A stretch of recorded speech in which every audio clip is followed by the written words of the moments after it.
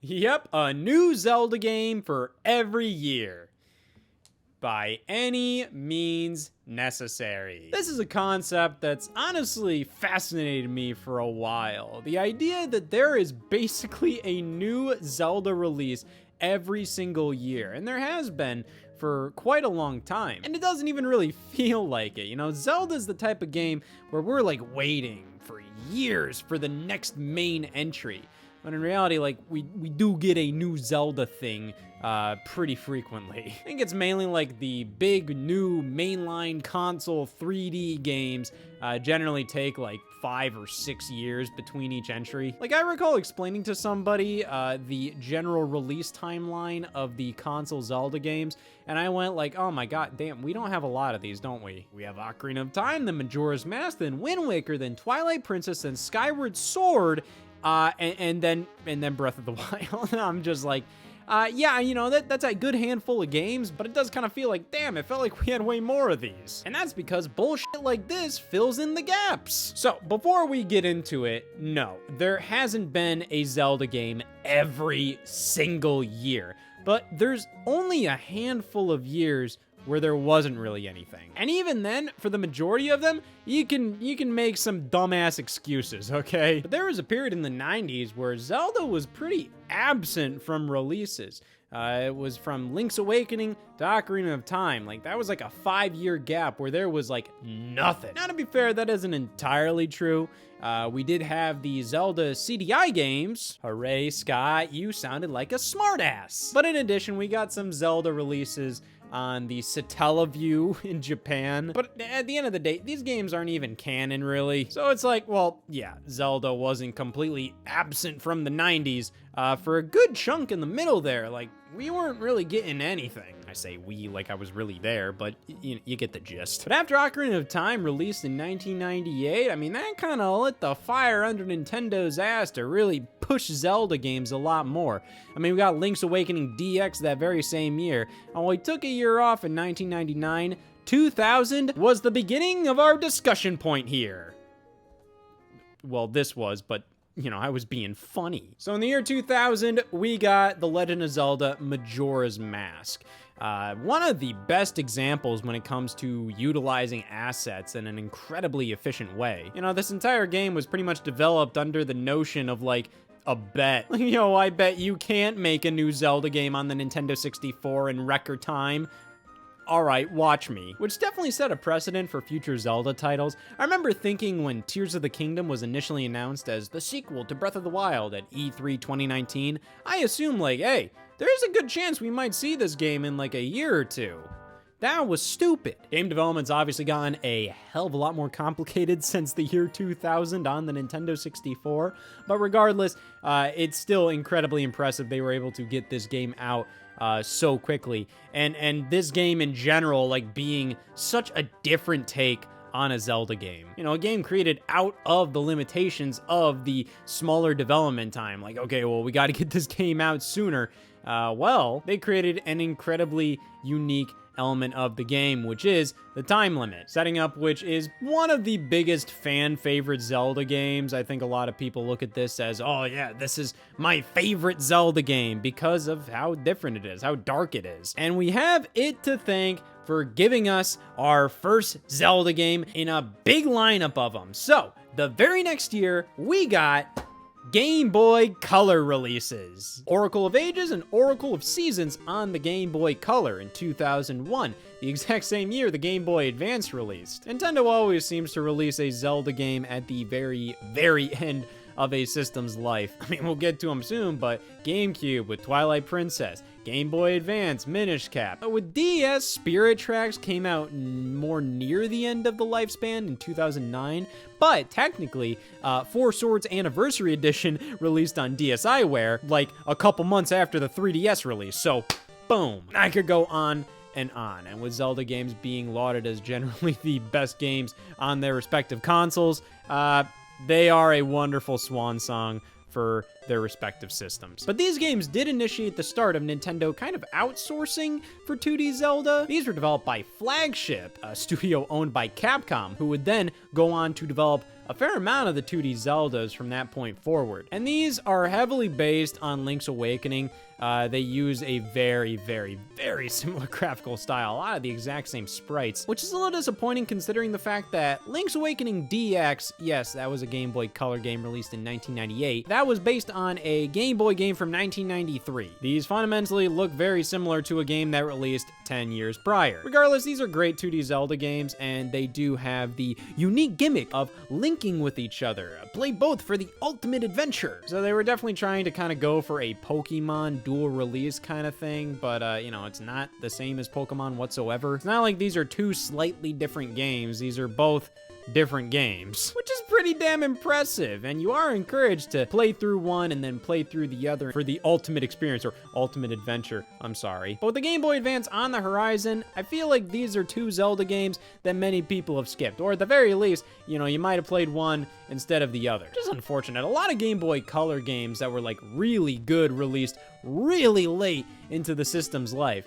One I can remember off the top of my head, Shantae. They also had Toki Tori. That's a big one, to the point where it feels really good for me to say Toki fucking Tori, man. And yeah, a lot of these games just didn't do all too well, you know? Game Boy Advance was on the horizon, Game Boy Color was kind of heading out, but thankfully, Nintendo had us covered in 2002. Yeah, just 1 year later, we got The Legend of Zelda: A Link to the Past on Game Boy Advance. It's crazy, man. We went from games that reused Link's Awakening visuals to the full-blown Super Nintendo classic A Link to the Past on the go. Now, that's not to take away from Oracle of Seasons and Ages. I think those games look perfectly fine, and they're wonderful releases.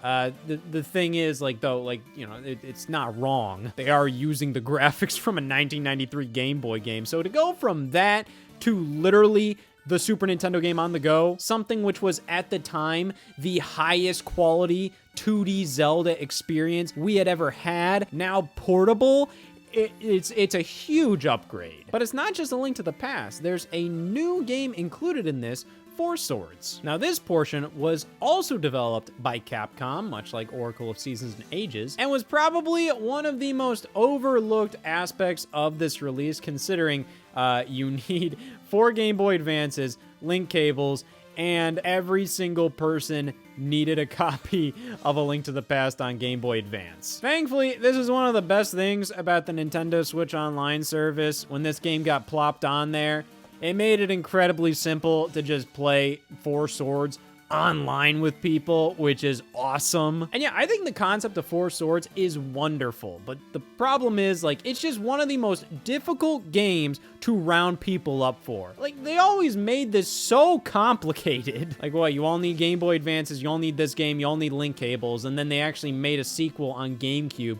You'd think, like, okay, 4 controller ports on the GameCube, okay, that's the multiplayer system, it's all great. Now, you need fucking Game Boy Advances for that too. Oh my god. And then we have Triforce Heroes on the 3DS.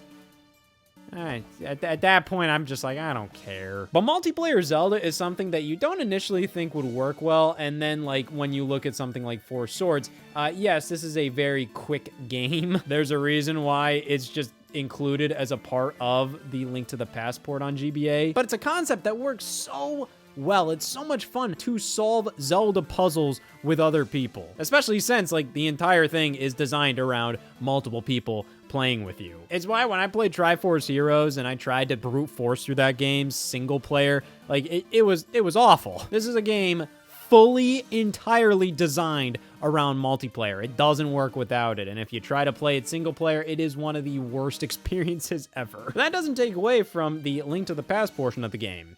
It's A Link to the Past. Not a ton is fully changed. I mean, they gave Link sound clips, which some people find pretty annoying. I mean, this is something Nintendo did a fair amount in this era, at least specifically with the Mario Advance series. You look at something like Super Mario Advance, you know, the GBA port of Super Mario Bros. 2, and they add so many character voices, like, they won't shut the hell up. And some people find that super annoying. I understand, but I do feel like it does make the games feel like far more like tangible, these are actual people or actual characters instead of just sprites on the screen. Just makes everything feel so much more alive and just like, oh yeah, I'm doing this. I'm swinging my sword as Link. It feels like you're actually Link. Other than that, they do add a new dungeon that you can experience if you beat 4 swords. So, I mean, that's really cool. So at the end of the day, I mean, it's a Link to the Past on the Super Nintendo on the Game Boy Advance. I would say this pack right here is genuinely one of the best Game Boy Advance Super Nintendo ports there are. It's one of the greatest games of all time with a really cool multiplayer edition here, which also brings new content to the base game. This is awesome right here. This is one of the Game Boy Advance's best releases. I know it's a Super Nintendo game, but that's half the Game Boy Advance library anyways, so it's one of the Game Boy Advance's best. Which brings us to 2003, and this is where one of our big problems comes up. Because technically speaking, the Wind Waker for GameCube released in 2002 in Japan. To be fair, A Link to the Past on GBA released in 2002 only in North America, whereas in other parts of the world, even Japan, it released in 2003. Wind Waker was kind of the other way around. 2002 only in Japan, 2003 everywhere else. So, all right, we're safe. Which is a good thing because I was about to have to make the excuse that this thing counted. The Zelda promotional disc collection on GameCube. I mean, to be fair, I mean, hey, it's a collection of 4 Zelda games. Later down the line, we're gonna be counting dumb garbage like Hyrule Warriors Definitive Edition. So, I mean, hell, this counts. This was a Zelda game in 2003, but I think this Zelda game was a little more important and also controversial. You know, the whole Wind Waker controversy with how it looked. Oh man, baby boy, fucking shit my pants Zelda game. Wow, this isn't the Zelda I grew up with. F this. I want Zelda to be blood and guts and boobs and whatever else is in Adam Sandler movies. I don't know. Yeah, Wind Waker was controversial due to its graphical style being so bright and colorful and cartoony. I think it hit a lot harder specifically because, you know, you had that GameCube tech demo that was shown off before the console launched, which was pretty much just the Ocarina of Time art style, but with the graphical capabilities of the GameCube. Buddy, looking back at that, it doesn't look that great, but to be fair, I wasn't really paying attention to the video game landscape at the time. I was too busy shitting my pants and playing SpongeBob Revenge of the Flying Dutchman. But it is pretty silly when we look back at it all. I mean, I understand, you know, thinking you're about to get this game and then you get this game with, you know, Link has cat eyes now. And that response is definitely how we ended up getting Twilight Princess. And I don't think Twilight Princess looks bad whatsoever. I think it's a really cool take on Zelda. I think they balance things incredibly well with that game where, hey, it's darker, it's grittier, but it's still Zelda. It doesn't feel really out of place in the franchise. It just feels like, hey, let's do a bit of a more mature, more realistic take on everything. But to act like Zelda needed to be that, I think is a little ridiculous. I mean, like, this franchise has always been Mr. Colorful Elf in the Woods. It's always been whimsical, it's always been goofy. But hey, to be fair, some people didn't want that. But they missed out on one hell of a game. Though I will definitely say, I think Twilight Princess is a little better when it comes to the actual, like, game portion. I mean, that game knocks it out of the park when it comes to dungeons. Wind Waker is kind of lacking in that department. And also, the Great Sea can get a little tedious sometimes. But I think overall experience-wise, I do prefer Wind Waker. I think it's the world, the characters, just how everything feels in this game. It's just so damn lovely. Which brings us to 2004. The very next year, we got a follow-up to Four Swords Adventures on the GameCube. This is one of the very last games I have left in my GameCube collection that's still player's choice. Please feel bad for me. I find this game visually to be so interesting because we hadn't really gotten like modern games on the big consoles that really utilize like 16-bit or 8-bit graphics yet. You know, it kind of felt like that was a trend that started with like the Xbox Live Arcade era, but no, you plug in Four Swords Adventures and it's like, this is like a Super Nintendo game with modern graphical effects. Like you get Wind Waker-esque explosions that appear on screen, but you know, it still looks like A Link to the Past. It's really interesting. And yeah, Four Swords Adventures is a pretty easy Zelda game to kind of skip over. This is like the most spin-offy a mainline Zelda game has ever been. Like, it's one of the least necessary to play, but it's also like, I think you're missing out if you get a group of people together for a game like this. The main problem is, like, once again, this is one of the most difficult damn games to set things up for. Using 4 Game Boy Advance systems, you lost me. Which brings us to 2005 with the Minish Cap on Game Boy Advance.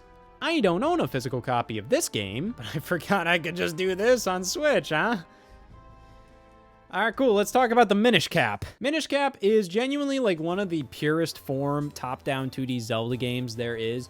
I mean, like, this is kind of like the last one that we really got that's like fully original, because after this we got the DS games, which, you know, hey, they're top down, they're kind of like 2D Zeldas, but I mean, like, they're so different, you know, just using the stylus, it's kind of hard to consider them to be like in the same ballpark as A Link to the Past or the Minish Cap. And we got A Link Between Worlds on 3DS, which is incredible, one of the greatest 2D Zeldas, but it is so living in A Link to the Past shadow. I mean, like, it is a new game, but it's also hard to be like, finally, a brand new original 2D Zelda. Then you have Triforce Heroes, and I'm like, it's Triforce Heroes, buddy. I think it's a fine game, but it is very much like another Four Swords game. And then you have Link's Awakening on Switch, that's just a remake, and then Echoes of Wisdom on Switch, which, yeah, you know, that's a brand new original 2D Zelda game, but, you know, it's not 100% traditional because it does obviously innovate with Zelda's echo powers. So if we're talking like the most traditional 2D Zelda experience, I think the last one that we truly got that was fully brand new is the Minish Cap. Hey man, it's just a damn good game. I love the shrinking mechanic and just seeing the world from a brand new perspective. It just adds this whole new element to puzzle solving and just exploration. I love the animation in this game. I love just how much more character is in every single sprite here. I mean, just even Link's sprite. This is like so much better than A Link to the Past. I don't trust anybody that's like, A Link to the Past Link is my favorite Link. It's just, bro, that's like a cave painting in comparison. What do you mean that's your favorite Link? You could just say that's your favorite game. Link to the Past is a phenomenal game. I completely understand that being your favorite game. Link in that game is literally, he might as well be a stick figure, buddy. But when it comes to a new Zelda game every single year, this is where we are running into a bit of a problem. The Minish Cap released in Japan and in Europe in 2004. Four Swords Adventures released in Japan and North America in 2004. That was a big that was a big year for 2D Zelda. So 2005, while we got the Minish Cap over here then, this is a little tricky because there was no new original Zelda experience released in 2005. So this is a tricky one. Yeah, we got Minish Cap in 2005, but that could be considered a 2004 game, but other than that, nothing until 2006. That was when we got Twilight Princess after 2 years of waiting, which, yeah, I mean, like, that's nothing. You look back at people talking about the wait for Twilight Princess. This game was revealed at E3 2004. And what, you waited 1 year and then another year, and it came out on the Wii and GameCube. Like, waiting 2 years for a game is nothing now. Like, what? Like, we're waiting like 7 years sometimes since a game got announced? Remember in 2020 when they announced Perfect Dark and Mass Effect? Like what, like 2018 when they announced like Dragon Age was coming back? And then we finally get it in like 2024. And like people were pissed. 2 years is nothing now. But back then, it was enough time to go from this is a GameCube game to this is not only a GameCube game. Most people played this game on the Wii because it was a Wii launch title, and then just a few weeks after the Wii came out, this came out on GameCube. It's so weird to see a Nintendo game without the only for label on GameCube. Most people definitely already played this on Wii, but nowadays I think it's pretty obvious that Nintendo considers the GameCube version to be the go-to. I mean, it's what they based Twilight Princess HD off of. The Wii version may have had widescreen support, but I do think the GameCube one is probably the way to go. I don't think the motion controls in Twilight Princess on Wii are that intrusive or anything, but overall, you know, like, it's just, it just feels better here. But yeah, this is a wonderful game. I'd say Twilight Princess may potentially be like the ultimate Zelda game, at least when it comes to the traditional Ocarina of Time format. I'd say Twilight Princess is my go-to like suggestion for anybody that wants to play a Zelda game these days. I mean, like 2D Zelda, I love 2D Zelda, but you know, I think a lot of people would like a big engrossing 3D adventure. And it's easy to be like, oh, Ocarina of Time is one of the greatest games of all time, but like, you know, it doesn't age that well, at least for wide audiences. I think Twilight Princess is a lot easier to just throw to anybody and be like, here, this is like the ultimate Zelda game. Next to 2007. All right, we don't have to make an excuse for this one. We also got an actual Zelda game on the DS with Phantom Hourglass. Would you believe I have more to say about Link's crossbow training? I never played much of Phantom Hourglass. I mean, like, I think the concept behind this game is commendable. The DS Zelda games are often seen as like the black sheep of the franchise. Kind of like these aren't really held in super high regard these days. And I've only dabbled in these a little bit, but you can definitely understand why. The entire game, you use the stylus to control Link, and I don't even think control is the best way to describe that. You lead him with it. Feels like you're training a dog when you're playing this game. Now, I think the stylus is a wonderful tool for puzzles, and here, you can use it to draw on your map. And there's a lot of really interesting uses of the DS's touchscreen, dual screens, just all of its unique features. I think Phantom Hourglass is a wonderful example of the DS hardware, but it doesn't make for a great Zelda game. I think Phantom Hourglass has a ton of ideas, but I think it's bogged down by an over-reliance on the DS's gimmicks. They're cool gimmicks, for sure, and it's definitely very charming, and I feel like if this game was just kind of like fully reworked from the inside out, you know, you made it so then you don't need to use the touchscreen to control and lead Link around or for combat or anything like that. You can use maybe like gyro aiming for the puzzles with like a cursor on screen. I don't know. I don't know how really feasible a lot of this is, because like as I'm saying it, I feel like this game is pretty baked into the DS. Like I don't really know how much this is gonna work without a touchscreen or stylus. And even if you fully remake the game, I don't even know if it's worth it at that point. I feel like it's just, at that point, just make a new 2D Zelda game, man. I mean, I respect this game, and I think it has good ideas, but I think it kind of got caught up in the whole DS smorgasbord. Unlike Link's crossbow training, I like this game. Such a weird-ass concept for a pack-in game, you know? This was packed in with the Wii Zapper accessory.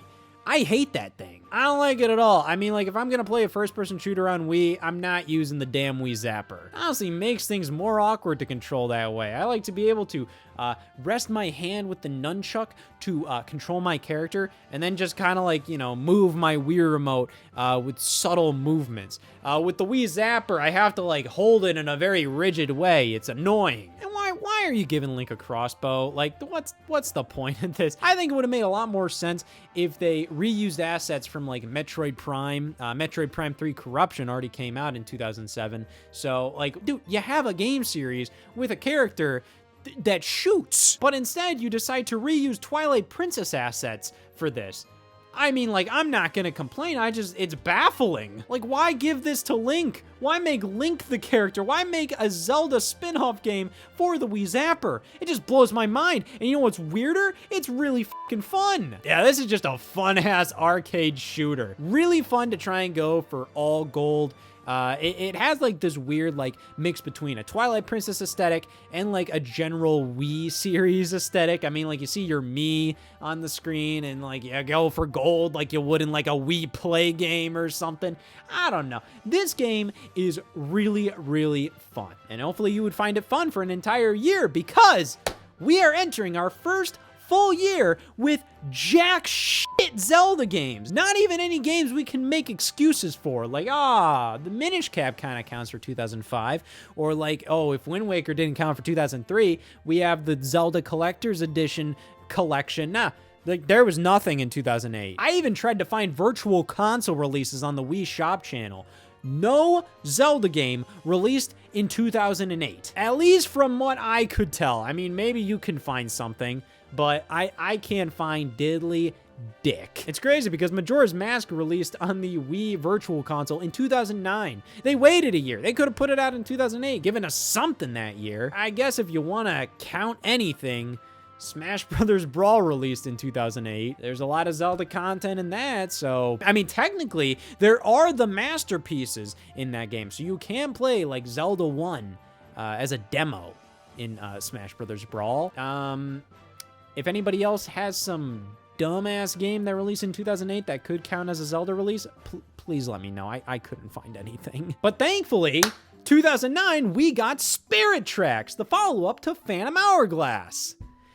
Like I said, I barely played the DS Zelda game, so think about everything I said about Phantom Hourglass. It directly applies to Spirit Tracks, except I've heard Spirit Tracks is better. And 2010, son of a bitch, man. We're back to nothing. I mean, we've gotten Zelda news this year, like E3 2010. That was during the infamous Skyward Sword demo, where Miyamoto was playing the game on stage and could barely have it operate properly. And they also announced that Ocarina of Time 3D was coming out for the 3DS, so, you know, there was stuff, but no major releases. We had to wait until 2011, and this started another streak of constant Zelda releases. 2011 was the 25th anniversary of the Zelda franchise, so we got a fair amount of junk going on. First up, Ocarina of Time 3D. Launched in June of 2011, just a couple months after the 3DS launched.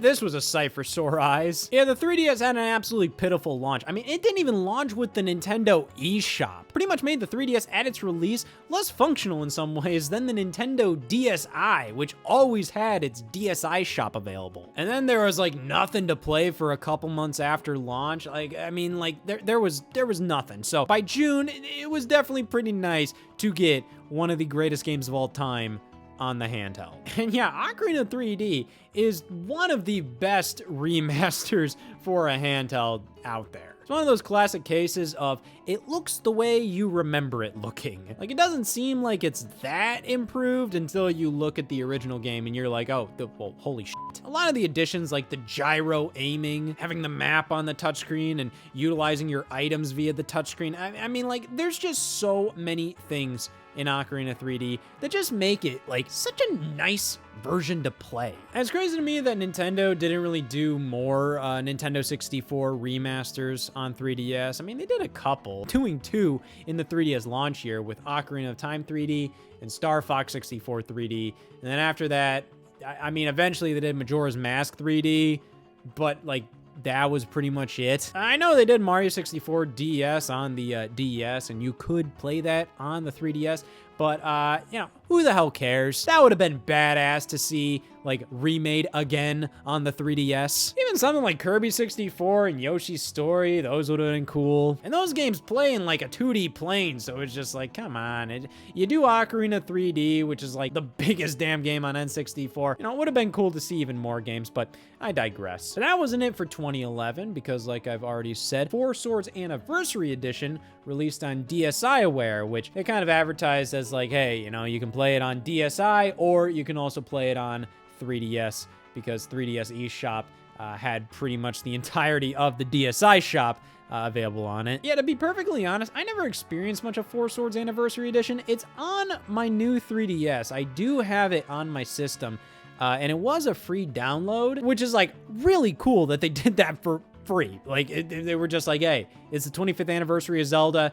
Have at it, you little bastards. But like I said, Four Swords is a strictly multiplayer game, and I never really had people around to play it with. And even nowadays, like, I know I could just wrangle my little friends together and be like, we're playing Four Swords. But at the same time, I think, you know, everybody needs a copy of the game. Potentially, you might be able to do download play, I forget. And even then, these days, you can just hack a 3DS and probably just download Four Swords on that and play it that way, probably. But at this point, I feel like the easiest way to go about playing the original Four Swords is probably just on Nintendo Switch Online. But still, that was really cool, though everything was leading up to The Legend of Zelda Skyward Sword. This was the Wii's fully original Zelda game. Up to this point, all we really had was Twilight Princess, which was a GameCube game, and Link's Crossbow Training, which was fucking incredible. So it was great that the Wii finally got a Zelda game to call its own, and it turned out to be one of the most controversial games in the franchise. Everything was just a little too linear in the game for a lot of people's liking.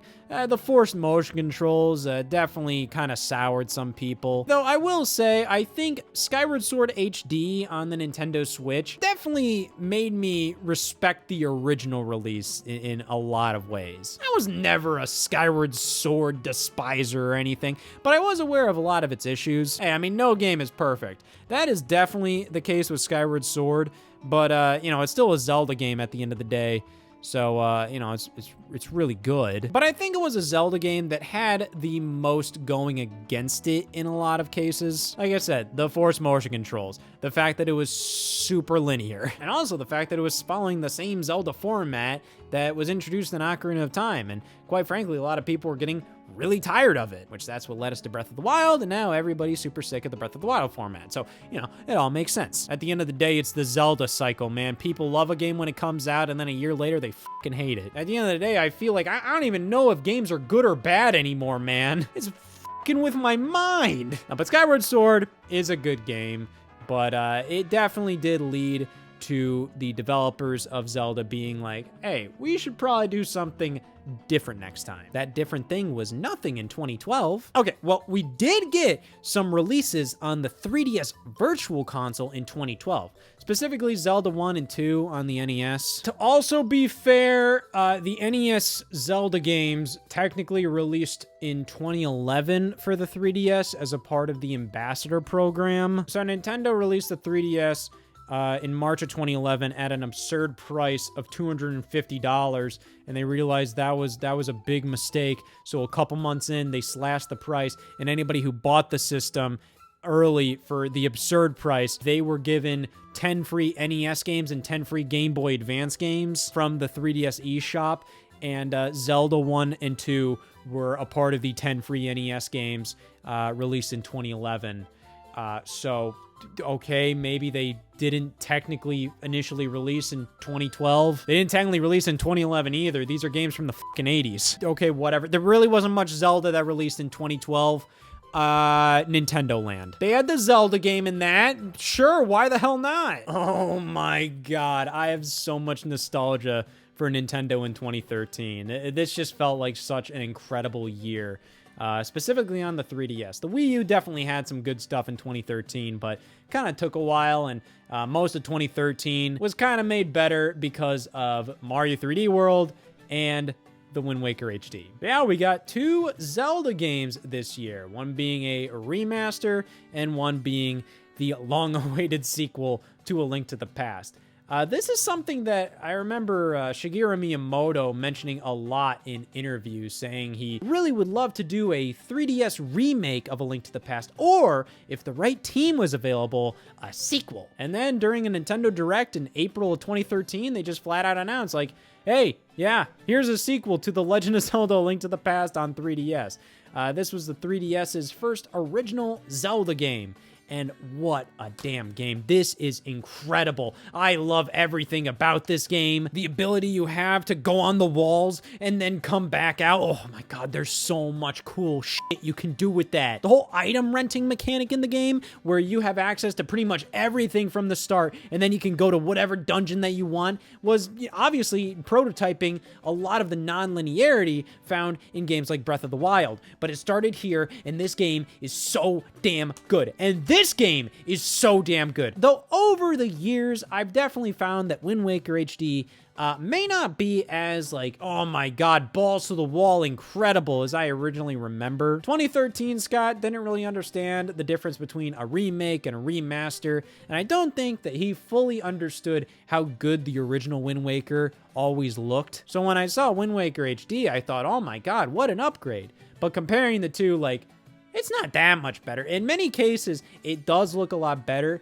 but in some cases, like the lighting system they have in this one, it's a little weird. I've said it before, but I think the original Wind Waker consistently looks incredible. Wind Waker HD has higher highs, but lower lows. But this is the definitive version of Wind Waker.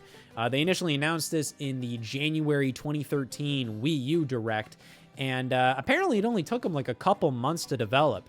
This really made me think, like, okay, well, why don't they do other remasters of games if this took like barely any time to pump out? Of course, we could be here all day if we're asking dumb questions like, why didn't Nintendo do something smart during the Wii U era? But this was one thing that they did that I thought was incredibly smart. Wind Waker deserved a second chance. Really sucked that its second chance was on Nintendo's worst selling home console, but whatever. And these released so close together. These are like the perfect pair of Zelda games. I love how gold and shimmery the box art is too.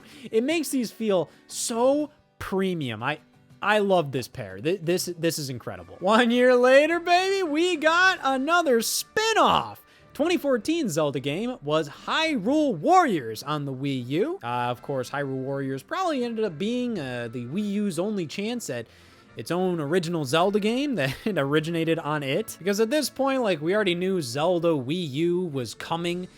They showed it off officially at E3 2014. Zelda Wind Waker HD was promised as kind of like, hey, here's something to hold you over until Zelda Wii U finally releases.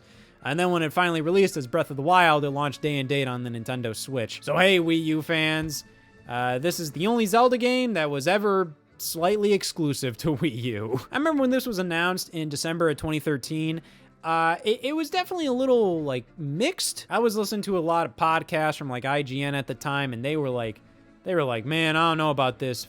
This game. And I'm like, I know Dynasty Warriors games aren't everybody's cup of tea, and, you know, they can vary in quality, but it's also like, I don't know. I mean, the game looked fine. I think it mainly just looked a little generic. Didn't really feel like it was gonna be much more than just Link in a field fighting a bunch of just a giant horde of enemies. But thankfully, the game turned out to be this huge, expansive hack and slash. You know, it's still definitely like a Dynasty Warriors little funky game, but this game right here, it is pretty fun. I think there was a lot of fear as to if it would taint the Zelda franchise. Buddy, the franchise has already been tainted. This gives us a fun hack and slash with a Zelda coat of paint. And honestly, that's enough to get me interested in a Warriors game. Because it's kind of weird, because if it wasn't for the Zelda stuff, I don't really care about these games. And I think many game companies realize that, because after Hyrule Warriors, we got like Dragon Quest Heroes, Persona 5 Strikers, Fire Emblem Warriors. Like, all it kind of takes to enjoy one of these games is for it to take place in a world you give a damn about. Because to be frank, I don't really give a damn about the regular Warriors games, because like I don't really care about these games if it's like in an original setting. You put a little green hat on the guy and I'm like, oh boy. 2015 was a big year on the 3DS for Zelda games.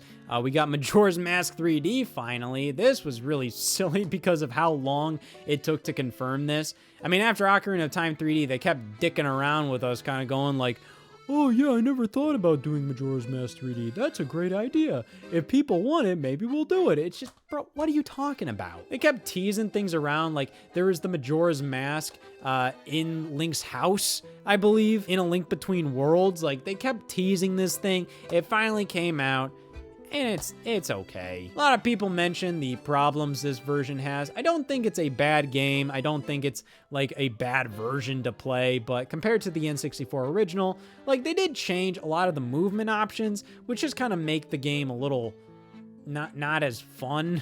Whatever. We got an original Zelda game with Triforce Heroes. It's a weird one because it's definitely part of the Four Swords lineup of games, but this is for 2 to 3 players only. You did have online multiplayer, which was cool, and you could also do download play, so you only needed 1 copy of the game, which was great. This isn't a bad game, but I do think a lot of people picked this up without super knowing what they were getting into. I think because this game was more accessible to play multiplayer with, it made it easier to criticize compared to like Four Swords and Four Swords Adventures. Because people don't really like this game, but I'm gonna say it's fine. I don't think it's necessarily better than Four Swords or Four Swords Adventures, but it's just kind of like, it's another multiplayer Zelda game.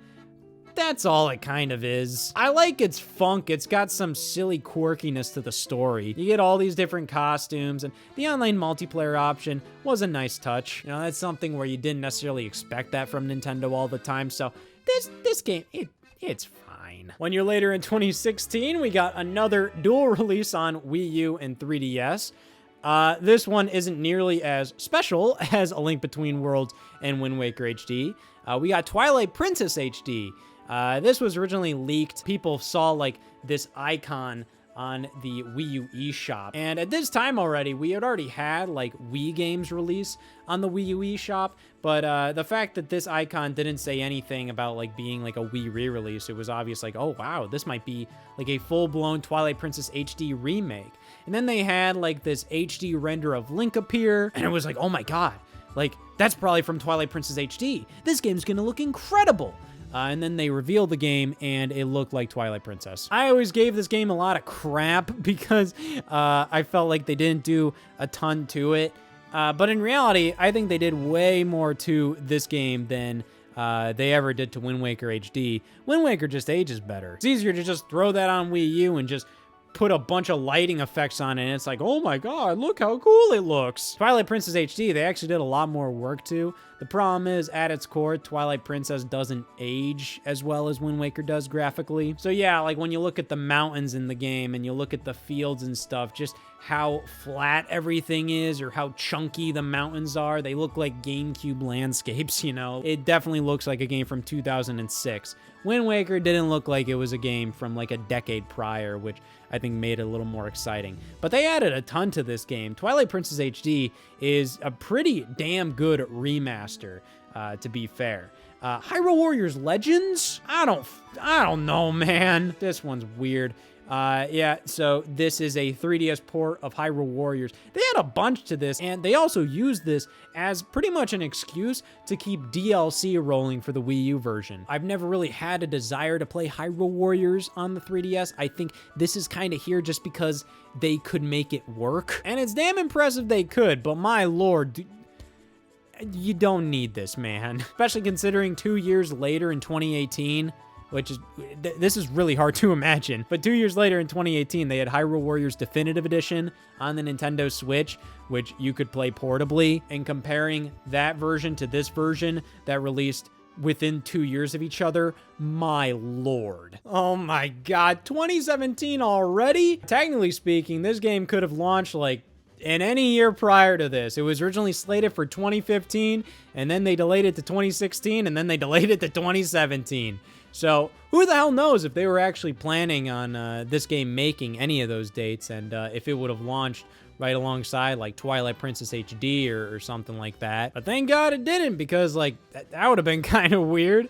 2017 really deserved to have Breath of the Wild all to itself. You know, this was a game that just defined that year for me, or at least the first half of it. I just remember just so much of that spring just enjoying the Switch and just playing through that all. Like I'm honestly getting kind of like weirdly like emotional thinking about it. I'm not gonna fucking cry, I swear. But yeah, I mean, like that was just such a cool time, you know, for me personally. You know, that was like my second semester of freshman year of college, and you know, I still went to college from my hometown, you know, like it wasn't like I traveled anywhere, you know, I was still living at my parents' house and all of that, and I was still, you know, hanging out with all my friends, all the friends that I still hang out with today and I make stupid fucking videos with, so it's not like much has really changed, but at the same time, you know, it was definitely a simpler time for me personally, just kind of having the freedom that you're given when you go to college. And just having more of like that feeling of like, damn, I can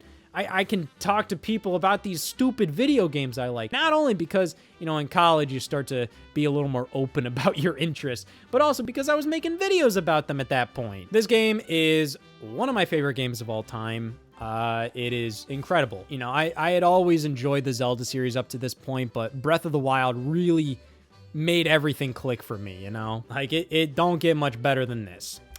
Until it does. 2018 Zelda game was Hyrule Warriors Definitive Edition. Yeah, this is the best version of Hyrule Warriors. You get everything from Wii U and 3DS all in one here. There's not much else to this. I mean, they do add some content when it comes to there are Breath of the Wild costumes in the game. That's kind of it. I mean, I do think it's worth playing based on the fact that it does incorporate all the changes made in the 3DS game into this one. So, you know, it is a pretty different experience from the Wii U game. And hey, it gave us a Zelda game in 2018 when we had nothing really to work with, so thank you, Hyrule Warriors Definitive Edition. 2019 is very interesting for 2D Zelda. We got a remake of Link's Awakening, And one of the strangest games to explain, Cadence of Hyrule, Crypt of the Necrodancer, featuring The Legend of Zelda. It's a crossover between Crypt of the Necrodancer and The Legend of Zelda. So Nintendo gave an indie studio the chance to pretty much make a Zelda spin-off. Crazy. Like, this is insane, and I wish they would do more of this because this is, like, really, really cool. Its whole aesthetic really reminds me of like the Minish Cap, and it has like all these insane remixes of Zelda themes. And yeah, it's pretty much just a huge mix between an adventure game, a dungeon crawler, and a rhythm game. You know, you have to keep the beat as you move around and you defeat enemies. Incredible release here. But it's definitely not a mainline Zelda game. Though I think it would have counted when it came to, you know, tallying up yearly Zelda releases. But hey, this definitely counts. A remake of Link's Awakening. I love this game. I love this game to death. I don't think it's perfect. I feel like they could have done a lot more to this game.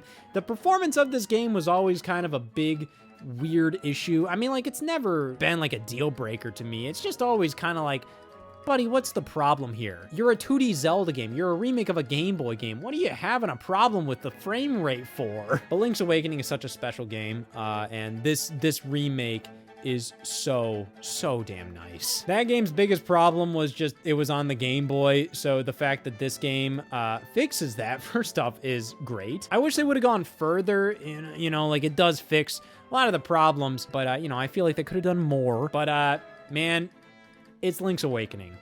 I love Link's Awakening. Much like how I almost love Hyrule Warriors Age of Calamity, but I keep forgetting this game existed. I played this game for like 30 hours, man. Like, I played this game so much, and I don't remember anything about, like, I forgot this fucking thing was even in the game. Hyrule Warriors Age of Clam Titties.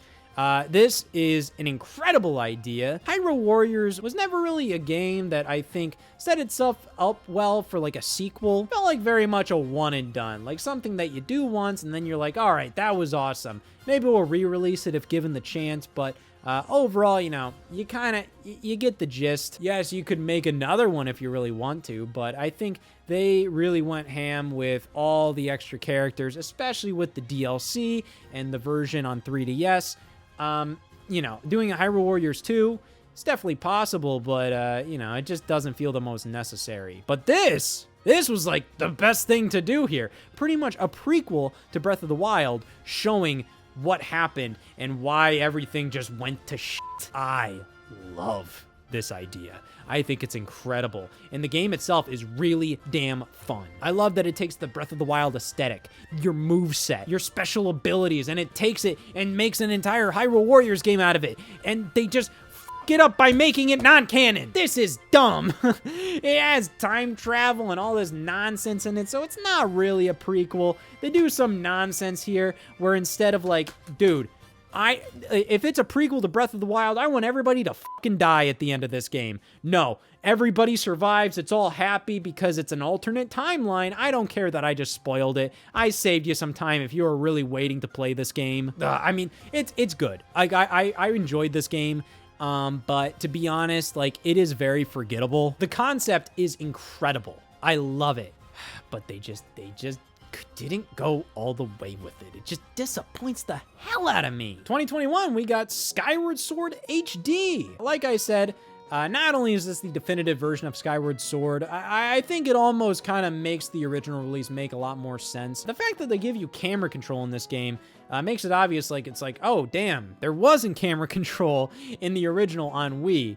And I feel like that kind of made everything click to me. It's just like, well, that's probably why the game is so linear, because they probably just wanted to make a game that was fully designed around the Wii Remote and Nunchuck, and with the limited control scheme and focusing so much on the motion controls, they're probably like, hey, like, we're gonna make every single piece of combat a puzzle, and we're gonna focus on this and this and this. Like, everything made a lot more sense when, you know, you kind of look at this game for what it is. HD is definitely the way to go, but it definitely made me respect the original a lot. This is one of those games that feels really weird that we made it to a point in our lives where, like, it got an HD remaster, but I think it was definitely necessary. I mean, they do allow you to use button controls in this game, which definitely kind of helps this game maintain just a playable control scheme, because, you know, It makes it so then you can put this on any console with a standard button layout. You don't need a Wii Remote and nunchuck to play this game at all times. That's why Phantom Hourglass and Spirit Tracks, it's like, what do you do with those games? How do you re-release those games? This was a necessity,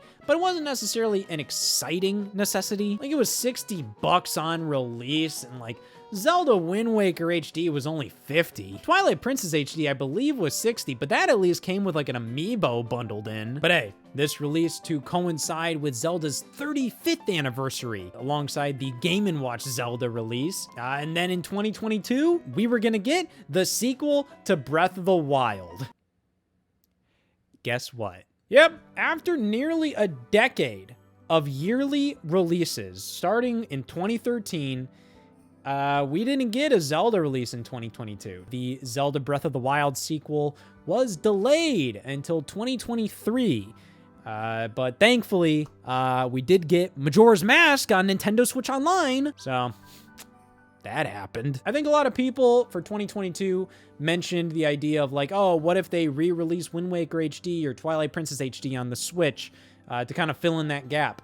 But looking at these yearly releases, it's pretty obvious Nintendo doesn't really like to do like a remaster like this and then another remaster like this, like directly after. Like, they'll do stuff like maybe like a remaster and then a remake, like the Link's Awakening remake, and then maybe like a port after that, like maybe something like Hyrule Warriors Definitive Edition. But I don't think they wanted to put out Skyward Sword HD and then a year later put out Wind Waker HD and Twilight Princess HD and whatnot. Like, I think they wanted to give this game some time to shine, while also not like bogging the Zelda franchise and the Nintendo Switch down with nothing but Zelda remasters. So if you don't count Majora's Mask on Nintendo Switch Online in 2022, this was a year without a Zelda release. But hey, we survived. Tears of the Kingdom in 2023. If you also want to count more Nintendo Switch Online releases, I mean, we had the Minish Cap on Switch Online for Game Boy Advance, so sure, I mean, like, we had some Zelda stuff this year outside of Tears of the Kingdom, but hey, I mean, Tears of the Kingdom is all you really need, right? Absolutely fantastic game. Definitely a lot to complain about. It's a game that you can complain about endlessly while also saying, yeah, I think it's perfect. The fact we had to wait so long simultaneously makes a lot of sense and not a lot because of just like, oh yeah, like they're doing so much in this game. The fact that you can pretty much create your own machinery and you can just grab anything and just stick them together and all this stuff, like it makes all the sense in the world.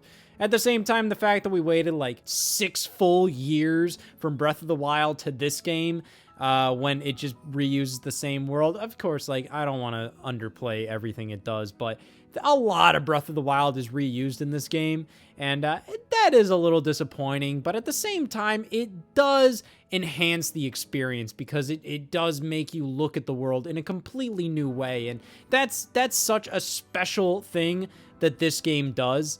And if it didn't reuse the Breath of the Wild's world, then, you know, like, hey, it wouldn't have the same effect. So after a year off in 2022, 2023, the trend started again. With 2024, we got The Legend of Zelda Echoes of Wisdom, plus more NSO games, and the yearly Zelda tradition continues.